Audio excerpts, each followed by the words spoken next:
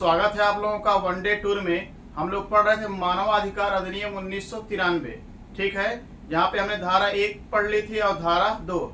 आज हमारी क्लास धारा 3 से शुरू होगी। तो धारा 3 में है राष्ट्रीय मानवाधिकार का गठन। और राष्ट्रीय मानवाधिकार का गठन कौन करेगा? तो राष्ट्रीय मानवाधिकार का गठन करेगी केंद्र सरकार। और इसमें कुल 5 सदस्यीय राष्ट्रीय मानवाधिकार होगा। इसमें अध्यक्ष होगा भारत के पूर्व न्यायाधीश इसके अध्यक्ष होंगे। सदस्य होंगे, एक अध्यक्ष होगा और 5 उसके क्या होंगे? सदस्य होंगे। तो टोटल कितने हो जाएंगे? 6। एक सदस्य जो होंगे, एक सदस्य जो उच्चतम न्यायालय का न्यायाधीश वर्तमान में हो या रहा हो। एक सदस्य वो होगा जो किसी भी उच्च न्यायालय का मुख्य न्यायाधीश वर्तमान में हो या रहा हो। और 3 अन्य सदस्य होंगे जो मानवाधिकार मामलों के विशेषज्ञ होंगे। और उन तीनों में एक महिला का होना आवश्यक है। अब इन सदस्यों का गठन करने के लिए एक गठन समिति का निर्माण किया जाएगा। और गठन समिति का जो अध्यक्ष होंगे वो भारत के प्रधानमंत्री होंगे। गठन समिति के अध्यक्ष कौन होंगे? भारत के प्रधानमंत्री होंगे। और गृह मंत्री इसके सदस्य होंगे। गृह मंत्री सदस्य होंगे। लोकसभा अध्यक्ष इसके सदस्य होंगे। लोकसभा में विपक्ष के नेता इसके सदस्य होंगे। राज्यसभा का पदेन सभापति इसके सदस्य होंगे। और राज्यसभा के विपक्ष का नेता भी इसके क्या होंगे? सदस्य होंगे। ठीक है, तो राष्ट्रीय मानवाधिकार आयोग का गठन किस धारा में है? तो धारा 3 में। आइए शुरू करते हैं। धारा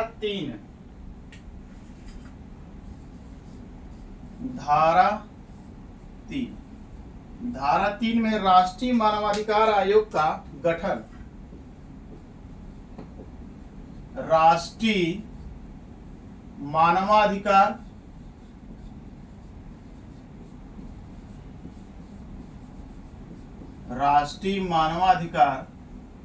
आयोग का गठन। राष्ट्रीय मानवाधिकार आयोग का गठन। और राष्ट्रीय मानवाधिकार आयोग का गठन किस धारा में है? तो धारा 3 में। और इनका गठन कौन करेगा? तो गठन करेगी आपकी केंद्र सरकार। गठन कौन करेगा? तो गठन करेगी आपकी केंद्र सरकार।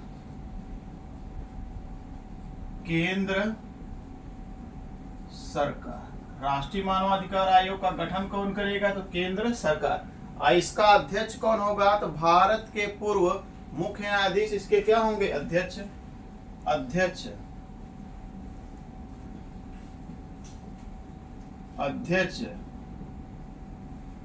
भारत के पूर्व मुख्य न्यायाधीश। भारत के पूर्व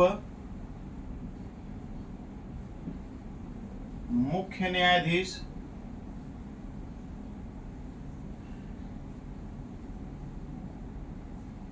इसके अध्यक्ष होंगे।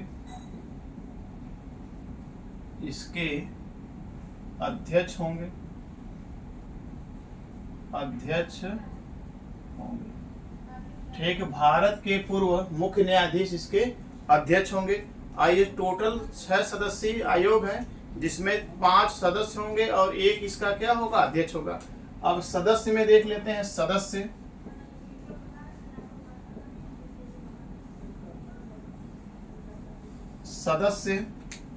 इसमें एक सदस्य जो उच्च न्यायालय का न्यायाधीश वर्तमान में हो या रहा हो। एक सदस्य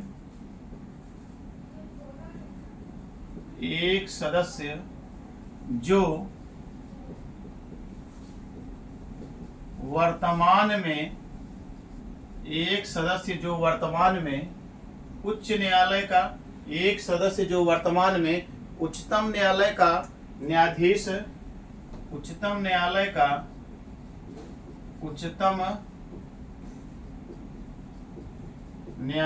का एक सदस्य जो वर्तमान में उच्चतम न्यायालय का न्यायाधीश वर्तमान में हो या रहा हो, न्यायाधीश वर्तमान में वर्तमान में हो या रहा हो, एक सदस्य तो वो हो जाएगा, और एक सदस्य वो होगा जो किसी भी उच्च न्यायालय का मुख्य न्यायाधीश वर्तमान में हो या रहा हो। एक सदस्य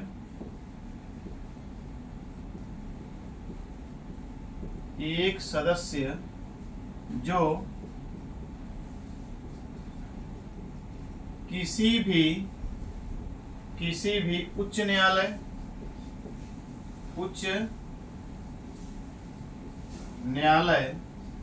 एक सदस्य जो किसी भी उच्च न्यायालय का मुख्य न्यायाधीश वर्तमान में हो या रहा हो, का किसी भी उच्च न्यायालय का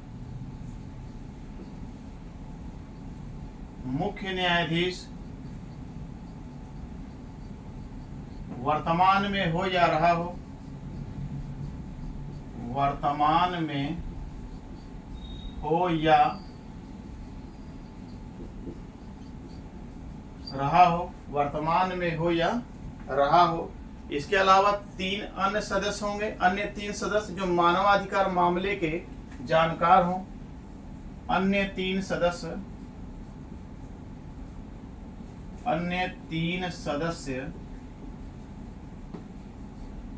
जो मानवाधिकार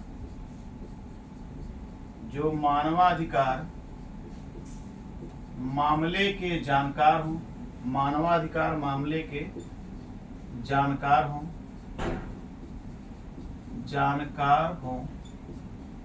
इन 3 में एक महिला का होना आवश्यक है। इन 3 सदस्यों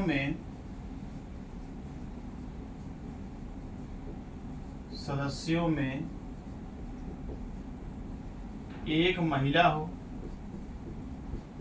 इन 3 सदस्यों में एक महिला हो। तो टोटल कितने हो जाएंगे? टोटल हो जाएंगे 3 सदस्य, एक 4, 5 और एक अध्यक्ष। कुल सदस्य कितने होंगे? कुल सदस्य हो जाएंगे अध्यक्ष सहित 6। कुल सदस्य हो जाएंगे अध्यक्ष सहित 6। अध्यक्ष सहित 6 सदस्य, अध्यक्ष सहित 6 सदस्य। ठीक है, यह है आपकी धारा 3। धारा 3 में क्या है? राष्ट्रीय मानवाधिकार का गठन कौन करेगा? तो गठन करेगी केंद्र सरकार। और इसका अध्यक्ष कौन होगा? भारत के पूर्व मुख्य न्यायाधीश इसके क्या होंगे? अध्यक्ष होंगे। और टोटल कितने सदस्य होंगे? तो 7। टोटल कितने सदस्य होंगे? तो 6। इसमें एक अध्यक्ष होगा, 5 और इसके क्या होंगे? सदस्य होंगे। एक सदस्य जो वर्तमान में उच्च न्यायालय का न्यायाधीश हो या रहा हो।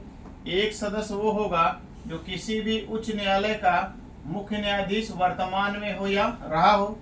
इसके अलावा 3 सदस्य और होंगे जो मानवाधिकार मामले के जानकार हों, और इन 3 सदस्यों में एक महिला का होना क्या है? आवश्यक है। और टोटल कितने हो जाएंगे? तो 6 हो जाएंगे। ठीक है, अब पढ़ेंगे हम लोग धारा 6। धारा 6 में है अध्यक्ष व सदस्य का कार्यकाल। ठीक है, राष्ट्रीय मानवाधिकार आयोग के अध्यक्ष का कार्यकाल क्या है और सदस्य का कार्यकाल क्या है? तो राष्ट्रीय मानवाधिकार आयोग के अध्यक्ष का कार्यकाल है 3 वर्ष या 70 वर्ष की आयु तक। अध्यक्ष की पुनः नियुक्ति हो सकती है। इससे पहले यदि अध्यक्ष अपना पद त्यागना चाहता है तो राष्ट्रपति को त्यागपत्र देकर अपना पद छोड़ सकता है। यही धारा है आपकी क्या? 6।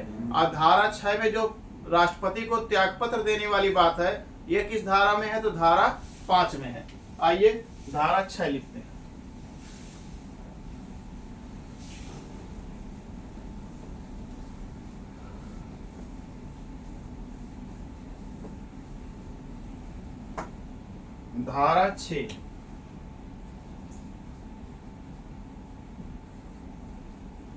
धारा 6 में है अध्यक्ष व सदस्य का कार्यकाल। धारा 6 में क्या है? अध्यक्ष व सदस्य का कार्यकाल।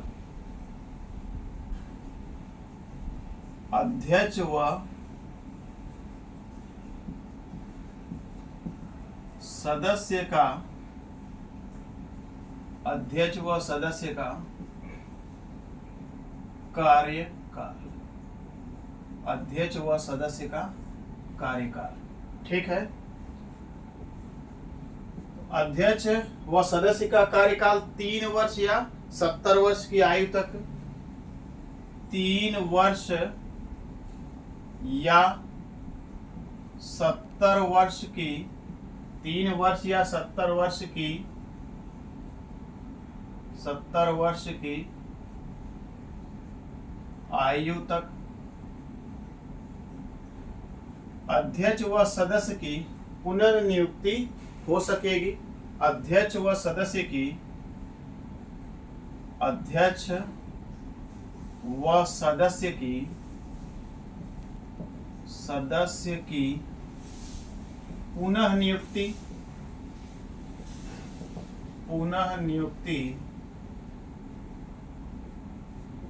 पुनः नियुक्ति हो सकेगी, पुनः नियुक्ति हो सकेगी। ठीक है, इसके बाद अगला पॉइंट है, यदि इससे पहले यदि पद छोड़ना चाहता है तो राष्ट्रपति को त्याग पत्र देकर अपना पद छोड़ सकता है। देख लेते हैं, इससे पहले, इससे पहले राष्ट्रपति को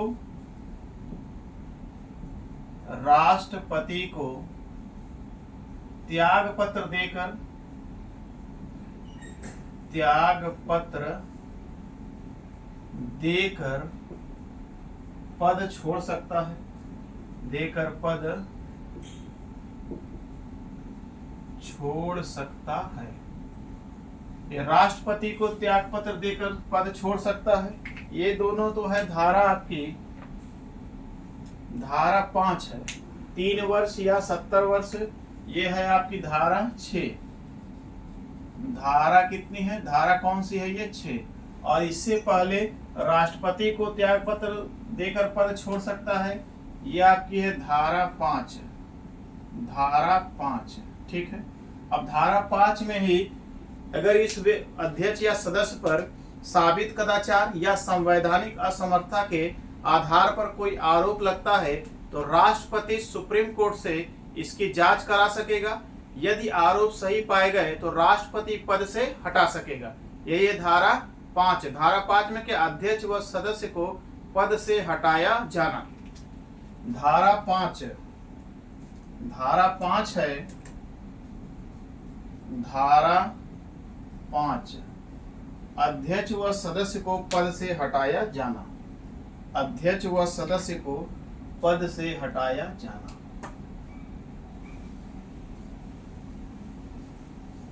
अध्यक्ष व सदस्य को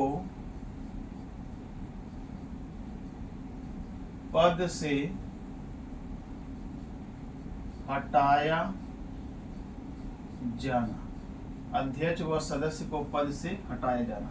तो लिख लेते हैं इसमें, संवैधानिक, अध्यक्ष व सदस्य को पद से हटाया जाना, साबित कदाचार या संवैधानिक असमर्थता के आधार पर लगे आरोप की जांच, साबित कदाचार, साबित कदाचार, साबित कदाचार या संवैधानिक, संवैधानिक असमर्थता, असमर्थता के आधार पर, असमर्थता के आधार पर लगे आरोप की जांच, लगे आरोप की जांच राष्ट्रपति, राष्ट्रपति उच्चतम न्यायालय के, उच्चतम न्यायालय के, उच्चतम न्यायालय के न्यायाधीश से, न्यायाधीश से करा सकेगा, और यदि आरोप सही पाए गए, और यदि आरोप सही पाए गए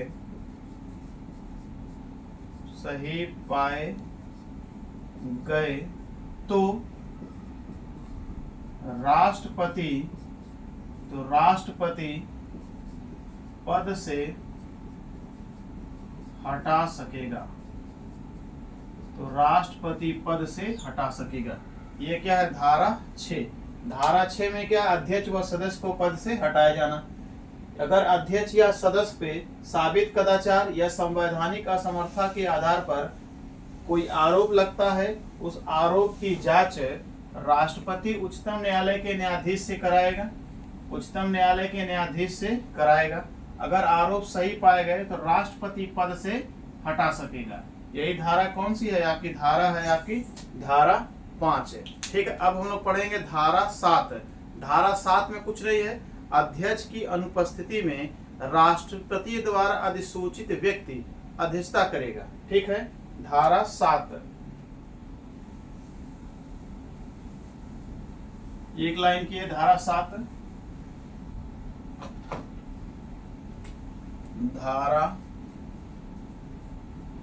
धारा 7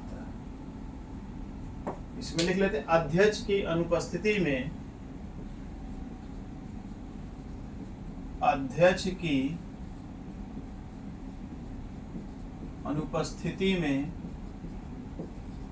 राष्ट्रपति द्वारा अधिसूचित व्यक्ति, राष्ट्रपति द्वारा नामित व्यक्ति,